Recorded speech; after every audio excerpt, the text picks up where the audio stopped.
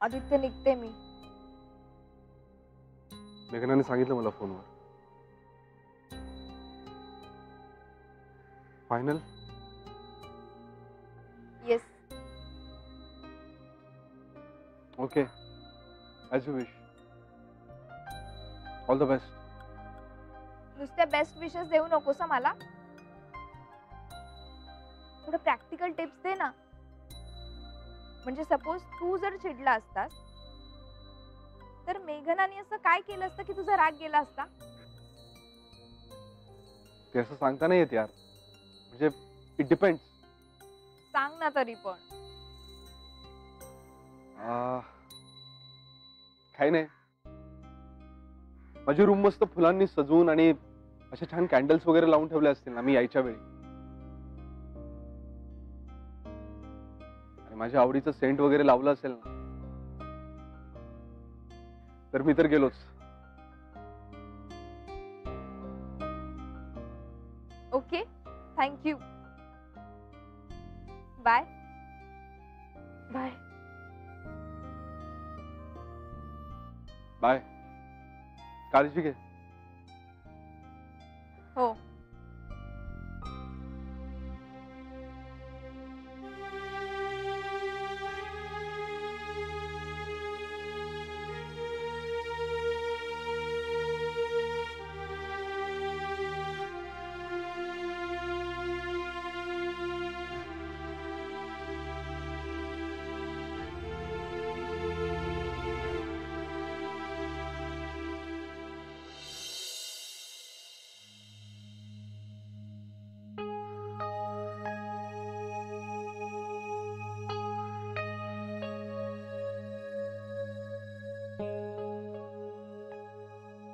पण अडवायला पाहिजे होतं रे तिला. असं वाटतंय तुला? हो. आता तिने मनोजकडे जाणं म्हणजे मनोज जे जे बोलला ते सगळं मान्य करण्यासारखं झालं. मे बी तिला असं वाटत असेल की आपण आता त्याला क्षमा करावी. असेल, पण पश्चाताप करणाऱ्याला क्षमेचा अर्थ कळतो, अरेरावी करणाऱ्याला नाही. पण तिने का घेतला असा निर्णय? आदित्य, बाबा काही बोलले नसतील ना रे तिला? का? बाबा कशाला बोलतील? अगं त्यांच्या समोर तर घडलं ना सगळं प्रकरण. ते नाही बोलणार.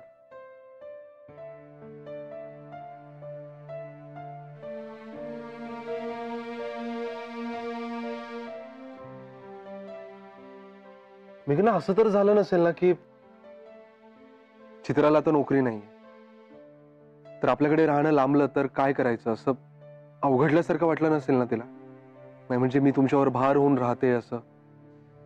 असू शकेल.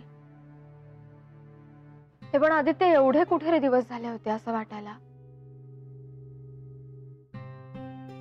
मला वाटतंय मनोज माफी मागायला येणार नाही अशी खात्री असावी तिला मनातून. म्हणूनच आपणच जाऊन पॅचअप करावा असं तिने ठरवलं असेल. ही शक्यता जास्त आहे. पण अशा प्रकारच्या पॅचअपला काय अर्थ आहे आदित्य? यावेळी मनोजचं वागणं अगदी हाताबाहेर गेलं होतं.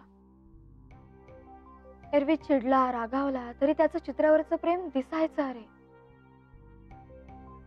यावेळी मात्र त्यानं मर्यादा ओलांडली होती. चित्रानं नको होतं जायला. आणि माफीचा सोड आदित्य, आपण चित्राला हर्ट केलाय, तिचा अपमान केलाय, एवढी जरी जाणीव असती ना तरी पुरे होतं. प्रेमानं चल चित्रा म्हणून न्यायला आला असता ना तर काही कोणी अडून नसतं बसलं माफीच माग म्हणून. पण काय माहिती यार, पण कदाचित चित्राच्या प्रेमाच्या उमाळ्याने गेलीये त्याच्याकडे. तिच्या त्या उमाळ्यासमोर त्याचा इगो आणि मनातला आकस विरघळून सुद्धा जाईल.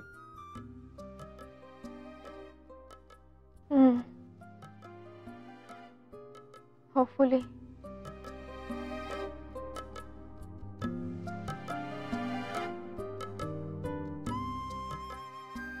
मिळालेच.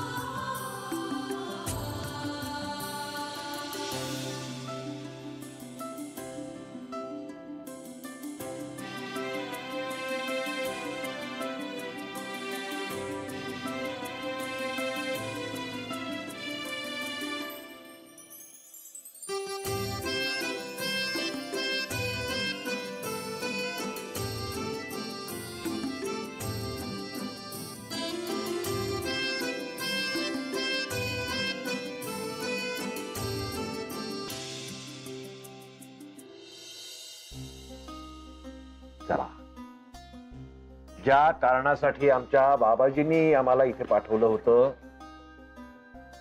ते काम झालं. जय हो. ती बया इकडून नाहीशी झाली. जय हो. रागावू नका हो तुम्ही. तुमच्या घरची सगळी माणसं अगदी अगदी निर्मळ आहेत हो, अगदी सज्जन आहेत. होय की नाही हो माधवी? आणि आमचे नानासाहेब माईसाहेब म्हणजे काय हो, अगदी अगदी शंकर पार्वतीचा अवतार. नानासाहेब एवढे भोळे आहेत, एवढे भोळे सांब आहेत, लगेच प्रसन्न होतात, लगेच वर देऊन टाकतात. पण तुम्ही असं नका करू हो. त्यानं विचित्राची फार काळजी करता हो तुम्ही. नका करू असं. नाहीतर काय होईल, त्या राहतील आपल्या आनंदात आणि तुम्ही इथे दुखी व्हाल हो. आपल्या हाताने आपल्या पायावर धोंडा नका हो मारून घेऊ. नाहीतर जन्मभर लंगडत राहाल तुम्ही. माझा हेतू एवढाच आहे हो मेघना, की तुम्ही दोघीही सुखी राहा. म्हणजे ती विचित्रा तिच्या घरी आणि तुम्ही इथे हो. सुखी राहा तुम्ही, एवढंच बाबाजी. जय हो बाबाजी, जय हो. बाबा, हा? हे सगळं माझ्या समोर बोललात ठीक आहे, पण कृपा करून आदित्य समोर बोलू नका. त्याला नाही आवडणार हे सगळं. मला माहितीये ते. म्हणून तर तुमच्या कानावर घातलं. म्हणजे तुम्ही ह्या कानानी ऐकून ह्या कानानी सोडून द्याल,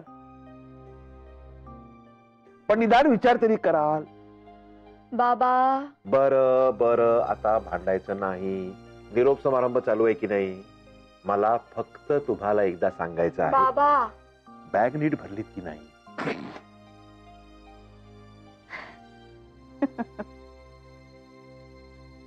मेघना, एरवी मी कधीच ह्यांची बाजू घेत नाही, पण आज मात्र मी ह्यांच्या मताशी सहमत आहे. चित्राच्या बाबतीत ना तुम्ही काही निर्णय फार भावनिक रीतीने घेता असं मला वाटतं.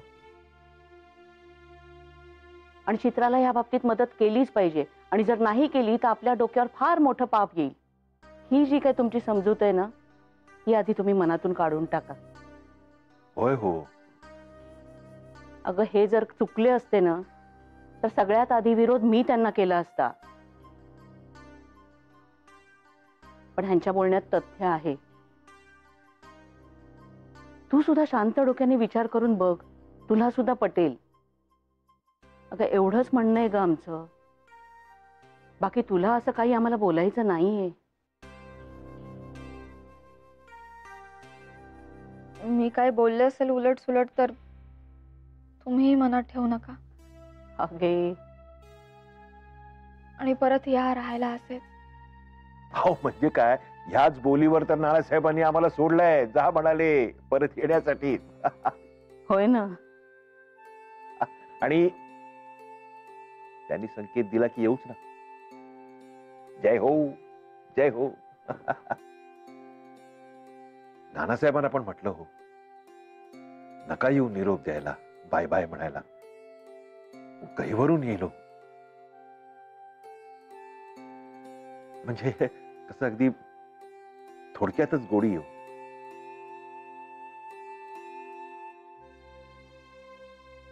बरं निघू? हो, मी आदित्यला सांगते गाडी. नको नको प्लीज हो. पुन्हा तोच प्रॉब्लेम. निरोप देता येणार नाही हो. तुम्ही प्लीज आम्हाला ना फक्त टॅक्सी पर्यंत सोडा हो. बरं, मग आपण असं करूया, आम्ही तुम्हाला टॅक्सीत बसवतो आणि बाईकवर फॉलो करतो, आणि मग पुढे आम्ही आमची जॉय राईड फॉलो करतो. एन्जॉय. एन्जॉय. जय हो, जय हो. चालेल चालेल. चला निघायचं. हो.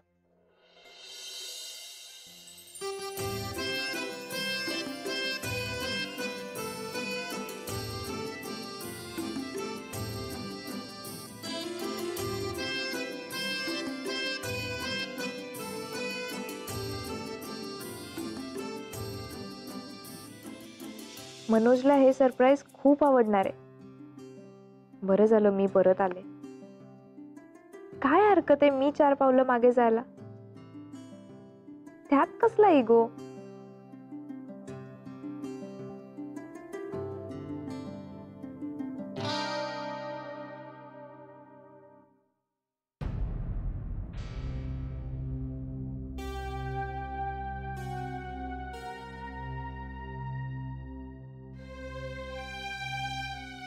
मनोज, मी आले.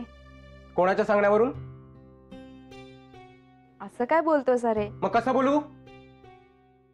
त्या देसाईवाडीतल्या लोकांसारखं गोड गोड मी नाही बोलू शकत. अरे हट. मनोज आहे मी, मनोज. मनोज वेंगुर्लेकर. ही असली सारखी बुवाबाजी ना माझ्या समोर नाही चालणार, सांगून ठेवतोय. बुवाबाजी?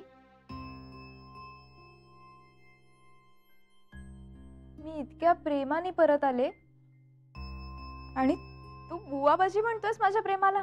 मग त्या दिवशी मी देसाईवाडीत आलो तेव्हा कुठे गेलं होतं तुझं प्रेम? देसाईवाडीच्या सुरात सूर मिसळून तू गळा काढत होतीस. ते सगळे मिळून मला बोलत होते आणि तू माझी बायको त्यांच्यात समावलीस. वा रे प्रेम. मनोज, चुकलं माझं. पण आता आपण हे सगळं नाही का विसरू शकत? आणि मी आलीये ना परत. उपकार नाही केलेस, परत आलीस ते. आणि ते तर ऐटीत म्हणत होते ना की जोपर्यंत मनोज माफी मागत नाही तोपर्यंत आम्ही चित्राला पाठवणार नाही. म्हणे मनोजने माफी मागावी. चित्रा, मी तुला बजावलं होतं, वेळेवर औषधं घे, डॉक्टरांकडे जा, सगळं व्यवस्थित झालं असतं. पण नाही, तिकडे जायचं, देसाईवाडीत जायचं निमित्त शोधत असतेस ना तू. मनोज, अरे तापाच्या ग्लानीत फोन वाजलेलाही कळत नव्हतं मला. आणि कशी जाणार होते मी डॉक्टरकडे? हो, पण मेघना आली होती ना इथे. तिने दिली ना तुला औषधं. मग इकडे स्वतःच्या घरी थांबण्याच्या ऐवजी देसाईवाडीत जाण्याची काय गरज होती, सांग ना. अगं चित्र, तू वचन दिलं होतंस मला, आपण ते निभावणार नाहीस याची खात्रीच होती मला. चित्र, हे रडण्याचं नाटक माझ्यासमोर करू नकोस. डोक्यात जातं माझ्या. हे सगळं रडणं वगैरे ना त्या देसाईंच्या समोर करायचं, ते फसत असतील, मी नाही फसणार. आणि त्यांना तर रंगून रंगून सांगत असशील, मनोज माझ्या छळ करतो, मनोज मला त्रास देतो, मनोज बरोबर लग्न करून मी पस्तावले. हो ना?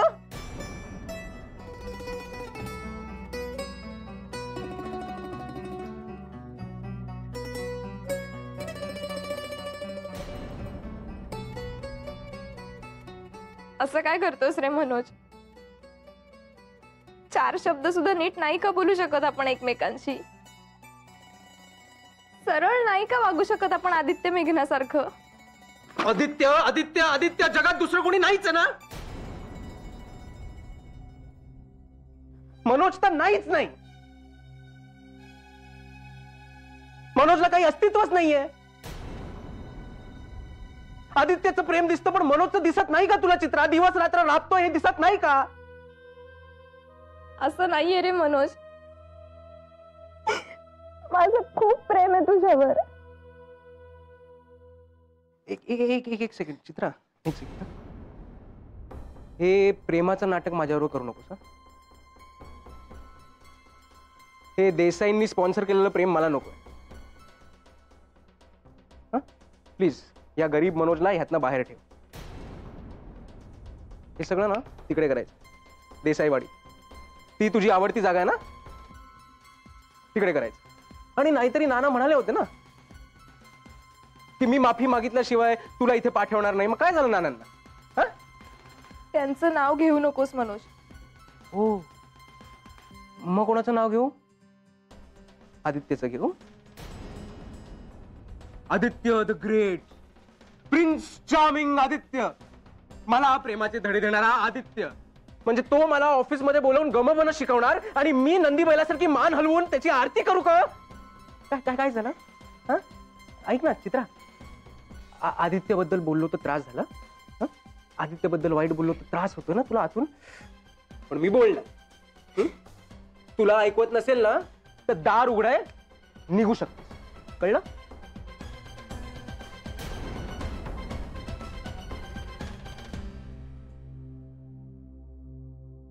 मनोज, तू मला या घराबाहेर जायला सांगतोस? तू आहेसच कुठे या घरात चित्रा? शरीराने इथे पण मनाने देसाईवाडीत, असंच आहे तुझं. आणि आत्ताही असंच होतंय. का त्रास करून घेतेस चित्रा? तू मुक्त आहेस. तू ना पुन्हा जाऊन देसाईवाडीतच राहा. जा, चल निघ.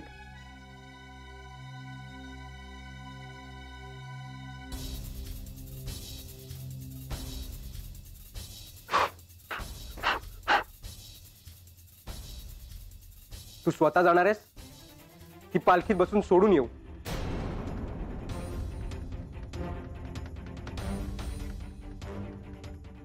एकदा सांगितलेलं कळत नाही का तुला?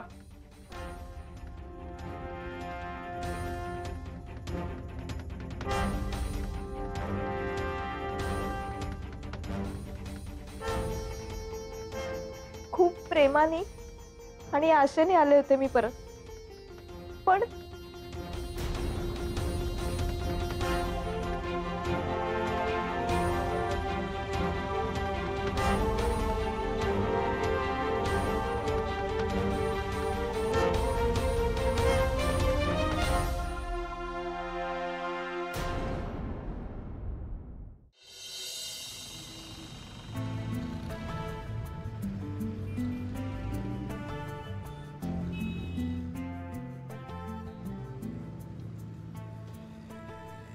Coffee. Thank you. Cheers. Cheers. Cheers.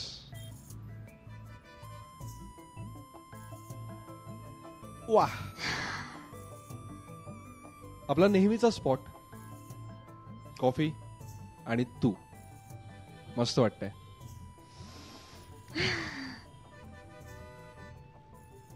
Actually आजूबाजूला इतका गोंगाट आहे तरी सुद्धा अलिप्त असल्यासारखं वाटतंय. असं वाटतंय की आजूबाजूच्या जगाचा आपल्याला स्पर्श सुद्धा नाहीये. याचं मूळ कारण तुला माहितीये मेघना?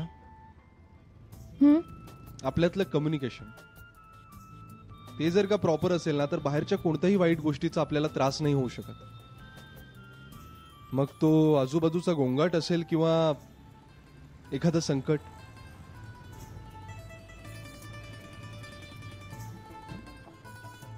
आज घरी गेल्यावर आई बाबा नसतील. हो यार, अर्धा दिवस मस्त गेले नाही? दोघेही एकदम खुश होते. हो, रंगमंचमी सुद्धा खूप एन्जॉय केली दोघांनी. नाही तर आमच्याकडे आम्ही तिघेच. शेजारच्यांबरोबर पण बाबा फार मिक्सअप नाही व्हायचे.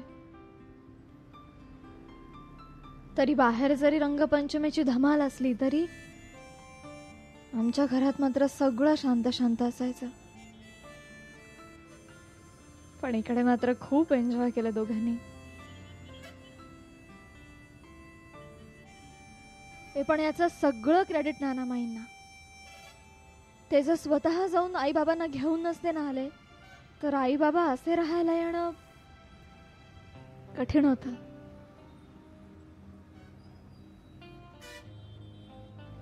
हे पण आपण 2-3 दिवसात चक्कर मारू तिकडे. एवढ्या माणसांमधून उठून गेल्यावर तिकडे अगदी सुनं सुनं वाटत असेल त्यांना. So sweet. तू फारच गोड आहेस बाबा. हो का? ते माहितीये मला. पण मी काय म्हणतो मॅडम, आता निघायचं का? नाहीतर खूप उशीर होईल आपल्याला. चल. चलो.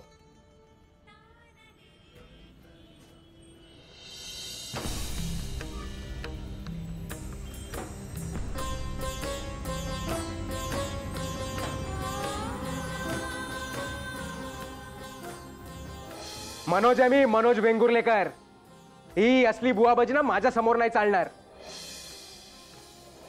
पण तू परत एकदा विचार करावास असं वाटतंय मला. मनोजच्या मनात जी काही अढी बसली आहे ती निघेपर्यंत तुझी मन जुळणं कठीण आहे चित्रा. का त्रास करून घेतेस चित्रा? तू मुक्त आहेस. तू ना पुन्हा जाऊन देसाईवाडीतच राहा. तू स्वतः जाणार आहेस की पालखीत बसून सोडून येऊ?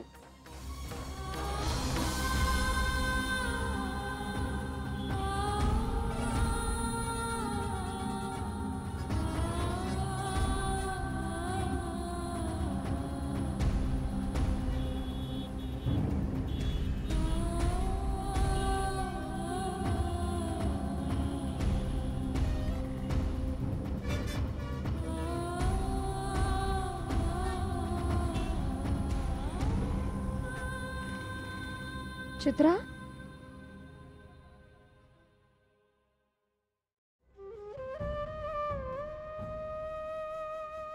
चित्रा